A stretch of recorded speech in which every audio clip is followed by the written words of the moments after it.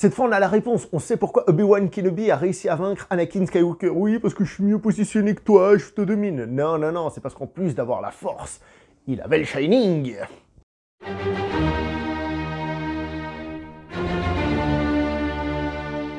Bonjour à vous les cinéphiles et bienvenue pour cette vidéo en post-projection. Il va être aujourd'hui question du film Dr. Sleep, qui est donc la suite de Shining, mais la suite de quel Shining? Shining de Kubrick? Shining le livre? Et ben c'est là qu'il y a le problème. C'est parce qu'en fait, Dr. Sleep est en effet un livre de Stephen King. The very scary Stephen King. Stephen King, c'est comme ça qu'on le prononce. Donc, ce film est l'adaptation d'un livre, mais c'est la suite d'un film qui n'adaptait pas le premier livre, duquel le second livre fait suite. Donc vous arrivez à suivre. Hein. Donc le film se trouve coincé entre la popularité de Stephen King et la popularité de ses romans, et d'un côté, le fait d'être la suite de Stanley Kubrick. Et généralement, je pense que Stanley Kubrick, en matière de cinéma, on est d'accord que c'est pas le plus mauvais des mecs. Stephen King, en matière d'écriture, je pense que c'est pas le plus mauvais des mecs. Et donc le film se trouve coincé entre le marteau et l'enclume. Il est réalisé par monsieur Mike Flanagan, je me suis pas trompé de nom, et il est aussi écrit par cette personne-là. Il faut savoir que le monsieur avait déjà adapté une œuvre de Stephen King par le passé, je crois en 2017, Jesse, si je dis pas de bêtises, là je suis peut-être en train de dire des âneries, il faudra vérifier. Dans les rôles principaux, eh ben, nous avons Ewan McGregor, on a Rebecca Ferguson, et on a une, duquel je vais massacrer le nom, alors je vais dire Kayeg Curran. Vous voyez, il y a une coupe, et même comme ça, je suis pas sûr de l'avoir bien dit. La note du film, c'est là que c'est encore une fois compliqué, parce qu'il y en a qui sont fans de King, d'autres de Kubrick, certains qui sont plus d'accord avec le livre, etc., etc. Enfin bref, c'est compliqué, et le mec, qu'est-ce qu'il arrive à faire là-dedans? Il faut évidemment tenir compte que ce n'est pas King, ce n'est pas Kubrick. Ça, il faut pas chercher un film du niveau de Shining de Kubrick. C'est évidentissime, on regarde pas ce film en espérant ça, d'accord? C'est comme si tu regardes, je sais pas moi, un match de foot de 3ème division et t'espères qu'il ait le niveau d'une finale de Coupe du Monde. Vous voyez? C'est méchant, mais c'est pour que vous compreniez un peu le lien. Mais le film en lui-même est très réussi, parce que le réalisateur arrive vraiment à faire quelque chose dans cette situation compliquée, donc moi je lui donne la très bonne note de 8 sur 10, parce qu'il y a du bon travail, voilà. Et le livre, je ne l'ai pas lu, ni le premier, ni le deuxième. Il paraît que ce second livre partage un peu les fans, il y en a qui le trouvent bien, d'autres qui le trouvent moins bon. D'après les échos que j'ai eu des Bruxellois parisiens, donc quand j'étais à Bruxelles et de certains Parisiens, eh ben... à eux, personnellement, ça leur avait pas trop plu, ce qui fait que c'est encore plus compliqué d'être là au milieu pour le réalisateur.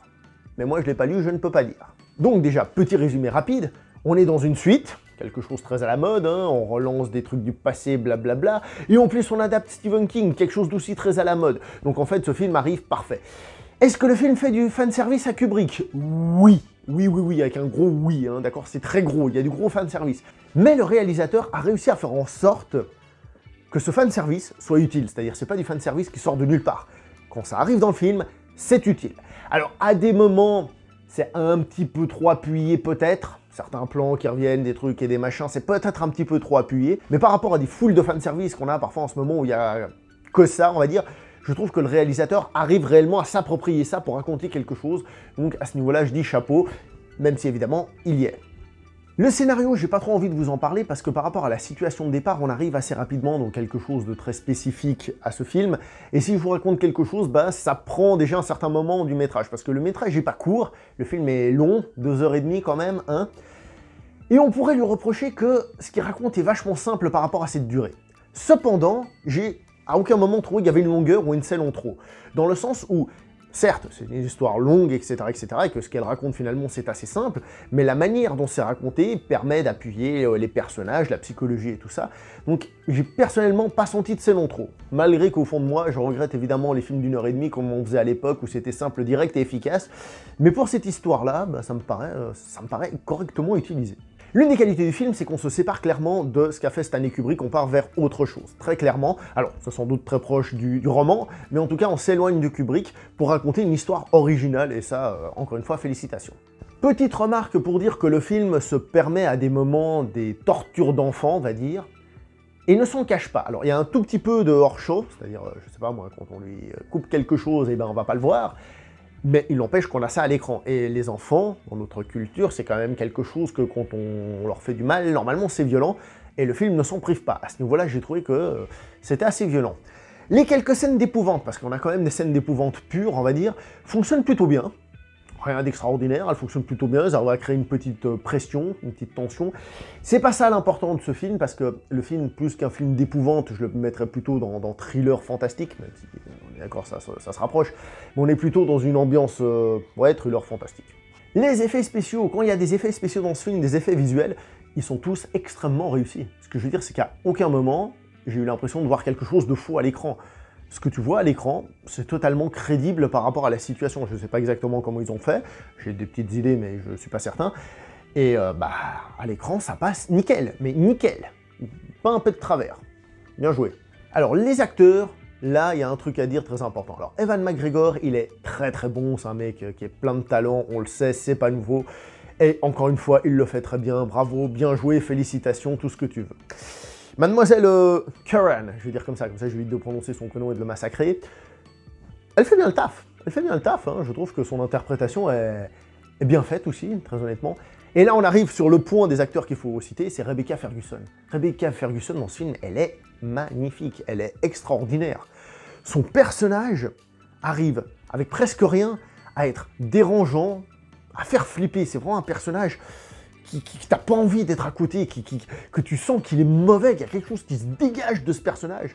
Et l'actrice le fait très bien dans son interprétation, on va dire, d'actrice, hein, même si en tant que telle, tu vois pas, c'est pas grand chose de fou, je veux dire. Mais elle dégage tout ça dans sa gestuelle, aussi avec son chapeau, tout ça.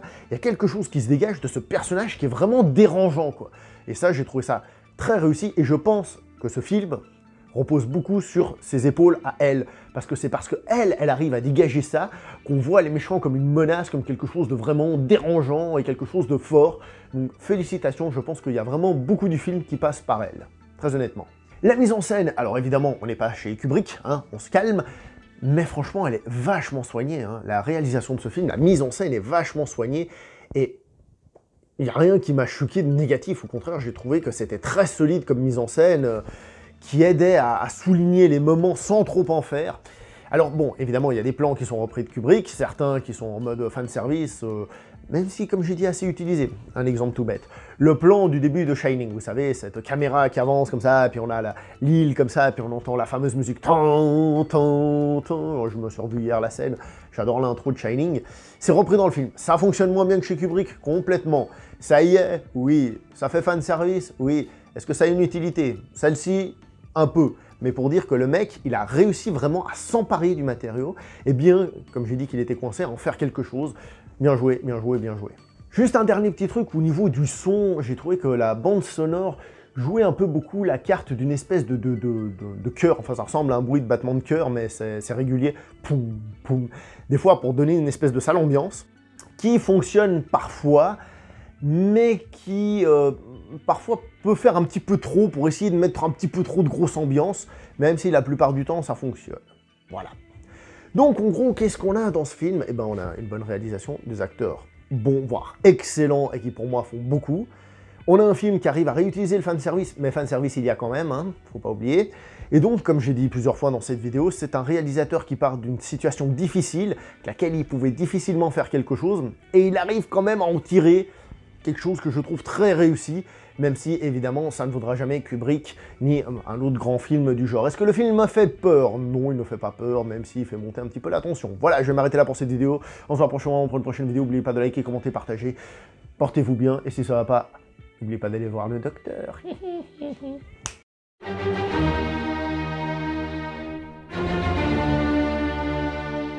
Je suis déçu, au début je croyais que c'était un film de cul, moi, Docteur Sleep, je pensais que c'était un docteur avec un slip, quoi. T'arrives et il est juste en slip et fait « Bonjour, je vais vous ausculter, hein ?»